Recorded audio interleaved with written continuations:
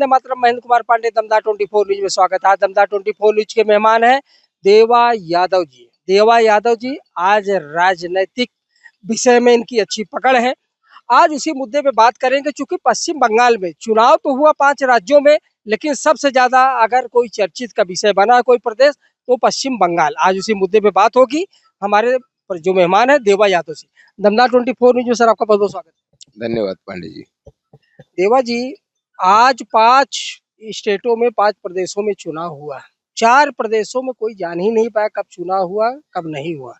लेकिन पश्चिम बंगाल एक ऐसा चुनाव का गढ़ बना कि जो भारत ही नहीं पूरे विश्व में मालूम पड़ गया कि पश्चिम बंगाल में चुनाव हो रहा है। वहां पर इतनी अराजकता हुई, वहां की जनता के साथ मारपीट हुआ, ईवीएम मशीन के साथ छेड़छाड़ हुआ, तो किस नजर से आप देखते हैं? आप जानते हैं जहां भी चुनाव होता है वहां पे अगर भारतीय जनता पार्टी के लोग जागरूक हो जाते हैं, हिंदू अगर जागरूक हो जा रहा है और वोट करने के लिए घर से निकल रहे हैं बड़ी संख्या में लोग, तो सामने वाली जो पार्टी होती है वो यही अफवाह फैलाती है कि देखो मशीन में ईवीएम में छेड़छाड़ हो गई, ये जीत जाएंगे तो ईवीएम में छेड़छाड़ नहीं है।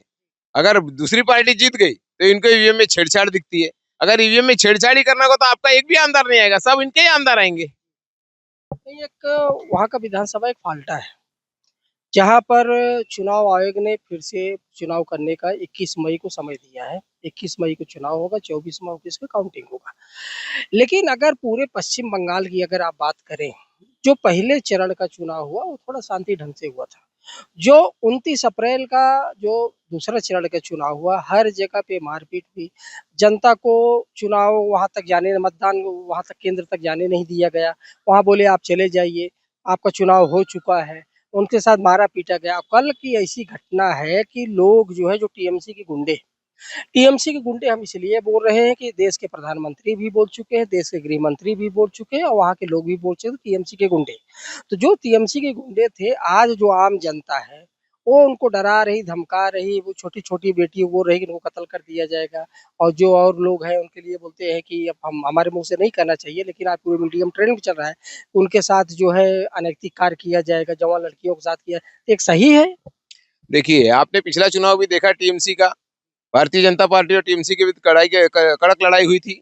लेकिन टीएमसी जीतने के बाद जिन लोगों ने भारतीय जनता पार्टी को वोट किया था, जो लोग भारतीय जनता पार्टी के समर्थक थे, उनके साथ बहुत बुरा व्यवहार हुआ, बहुत लड़ाई हुई, बहुत उनके घरों को उनको मारा गया, उनके बहन बेटियों के साथ गलत किया गया, उनका घर जला दिया गया। यही कारण है कि इस बार चुनाव में जो फोर्स उतारी गई है वो उस चुनाव के बाद जो हुआ था उसको देखते हुए ये फोर्स उतारी गई है। और परिणाम कुछ भी हो, फोर्स 6 महीने वहां रहेगी। और जो टीएमसी के लोग हैं जो सोच रहे हैं कि हमारा ही चलेगा, हम जो चाहेंगे वो करेंगे, जैसा चाहेंगे वैसा राज्य चलाएंगे, बांग्लादेशियों को लाएंगे, वोटिंग बनाएंगे, वोटिंग करेंगे, फिर बांग्लादेश भेज देंगे, कुछ को कलकत्ता के जरिए वो मुंबई में भेज देंगे। इसी मुद्दे पे बात करेंगे। जब आपने बांग्लादेशियों का नाम ही ले लिया है, तो बांग्लादेश का एक सांसद है जो खुले मन से बोल रहा है कि अगर भारतीय जनता पार्टी की वहाँ सरकार बनती है तो वहां से हमारे जितने बांग्लादेशी हैं उनको आना पड़ेगा। तो इसका मतलब ये कन्फर्म हो गया है कि पश्चिम बंगाल में बांग्लादेशी घुसपैठी है। ठीक है ना? अच्छा, आप दूसरा मेरा सवाल रहेगा कि आप राजनीति को समझते हैं, राजनीति में आपकी अच्छी बहुत पकड़ है, तो आप अपने मुखारबिन से बता दीजिए कि पश्चिम बंगाल में सरकार किसकी बन रही है? पश्चिम बंगाल में 100% भारतीय जनता पार्टी की सरकार बन रही है और पूरी बहुमत से बन रही है। इसमें कोई भी डाउट नहीं है, क्योंकि जहां जहां हिंदू जागेगा वहां वहां सरकार भारतीय जनता पार्टी की बनेगी। मैं अपने दर्शकों को बताना चाहूँगा कि मैं रुझान काफ़ी, चाहे विधानसभा का हो, चाहे आप मनपा का कॉर्पोरेशन का हो, चाहे संसदीय हो, मैं रुझान इनसे ज़रूर लेता हूँ। चूँकि देवा यादव की जो एक राजनीति में एक अच्छी पकड़ है, अच्छे विश्लेषण करते हैं और बहुत ही पकड़ के जड़ के साथ बात करते हैं। तो आज जैसे एक लास्ट में एक सवाल रहेगा कि पश्चिम बंगाल को क्या यूँ समझा जाए कि भारत में है या भारत से अलग है? चूँकि ना वहाँ पे संविधान चल रहा है, ना वहाँ पे शासन प्रशासन का चल रहा है और वहाँ पर केवल टीएमसी अपना ही चला रही है। तो क्या इस पे रोक-थाम लगेगा? ममता बनर्जी जो है वो टीएमसी को चला रही है और उनका मानना ये है कि हम जो बोलेंगे वही होना चाहिए। दूसरी कोई पार्टी वहां है कि आप देखिए, दूसरी कोई, कांग्रेस इतनी बड़ी पार्टी है, राज्य की इतनी बड़ी पार्टी है, दूसरे नंबर की पार्टी आज देखा जाए तो कांग्रेस पार्टी है, लेकिन वो वहां है क्या? नहीं है। वो खाली खुद को ही चला रहे हैं। कांग्रेस को भी वो नहीं चाहते, वो खाली खुद को ही चाहते हैं, खुद के गुंडे पालने चाहते हैं और उनका सबसे बड़ा सर बांग्लादेशी लोगों को वहां से घुसाना और जिस आसपास से राज्य में फैलाना और अपना वोट बैंक बनाना, जिसके जरिए ममता जी जीत के आ रही है। अगर बांग्लादेशी लोग वहां नहीं रहेंगे, ममता जी नहीं जीत के आएंगे।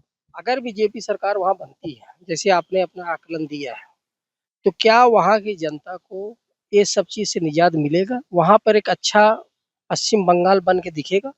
भारतीय जनता पार्टी बनने के पहले आज चुनाव के टाइम आप देख रहे हैं, पैरामिलिट्री फोर्स वहां उतरी हुई है। जो लोगों को चुनाव में वोटिंग करने नहीं दिया जा रहा है, उन लोगों के साथ खड़ी है कि आपको जिसको वोट देना है वोट दो, लेकिन हम आपके साथ खड़े। कोई किसी को डरा धमका रहा है तो उसके लिए कड़क एक्शन लिया जा रहा है, जैसा कि योगी राज में लिया जा रहा है, वैसे एक्शन उनके साथ हो रहा है। भारतीय जनता पार्टी के जीत के आने के बाद बंगाल में आप देखेंगे, जिस तरह योगी राज्य चल रहा है वैसे ही बंगाल में भी राज्य चलेगा। अमित शाह ने बोला था वहां पे, एक भाषण दिया था, वो बहुत वो ज्यादा वायरल हो रहा है। उन्होंने बोला था कि टीएमसी के गुंडे को 4 तारीख के बाद उल्टा लटका दिया जाएगा। जो बहुत लोगों ने उस पे अलग-अलग तरह से कमेंट किया, गृह मंत्री हैं, उनको ऐसा नहीं बोलना चाहिए। तो चूँकि उनका बोलना था आम जनता के लिए नहीं बोल रहा था, जो नैतिक कार्य करेगा उसके लिए उनको बोलना था। जो गुंडे थे, उन गुंडे के लिए ऐसा शब्द रखना जाए। तो ऐसा समझा जाए, वो पश्चिम बंगाल की जनता समझे या पूरे देश की जनता ऐसा समझे, भारतीय जनता पार्टी अपनी सरकार बना रही है, पूर्ण बहुमत के साथ बना रही है और वहाँ पर जो है ये जंगल राज खत्म होगा, कानून राज चलेगा। कानून राज्य चलेगा। और उल्टा लटकाने की जो आप बात कर रहे हैं, तो चमगादड़ तो उल्टा लटका ही है। चमगादड़ कहीं भी देखिए आप, वो तो उल्टे लटके ही रहते हैं। उनको चमगादड़ बोल रहे हैं। और क्या है, वो उल्टा लटके ही है। जो दूसरों पे अत्याचार करके शासन करना चाहते हैं, अरे आप कभी जिंदगी में हारते ही नहीं। अगर आपने शासन अच्छे से किया होता, सब समाज को लेके चले होते, सब बहन बेटियों की, सब बूढ़े जवानों की इज्जत की होती, रिस्पेक्ट किया होता, उनको जॉब दिया होता, नौकरी दी होती, मंदिर मस्जिद धर्मशाला चर्च भी गुरुद्वारा सबको एक जैसा देखा होता अगर आपने एक आंख से, तो आप हारते ही नहीं वहां से। दूसरी पार्टी को कोई वोट क्यों देगा आदमी। बहुत-बहुत धन्यवाद। आपने बहुत ही अनमोल समय दिया। बहुत अच्छे विषय पे आपने चर्चा की। आपका बहुत-बहुत धन्यवाद। तो जैसे हमने कहा कि आज हमारे साथ में धमला 24 न्यूज़ के मेहमान थे देवा यादव जी। देवा यादव जी समाज सेवी हैं, ट्रस्टी हैं और आज राजनीति में अच्छी पकड़ रखते हैं। राजनीति में अच्छी इनकी सोच है और इनसे काफ़ी आज जो भी चुनाव हुआ, इनसे विश्लेषण लिया गया, उसपे आज तक ये खरे उतरे हैं। तो इन्होंने पश्चिम बंगाल लेके जो भविष्यवाणी किया है अपने मुखारबिन से इन्होंने कहा है कि भारतीय जनता पार्टी पूर्ण बहुमत से सरकार बना रही है। जो जंगल राज है, जंगल राज को खत्म करके वहाँ पर जो है कानून का राज लाएगी और पश्चिम बंगाल की जितनी जनता है सब विकास करेंगे, सुरक्षित रहेंगे। तो आप ऐसे ही दंगला 24 इंच को देखते रहिए, हर खबर आप तक। जय हिंद, वंदे मातरम।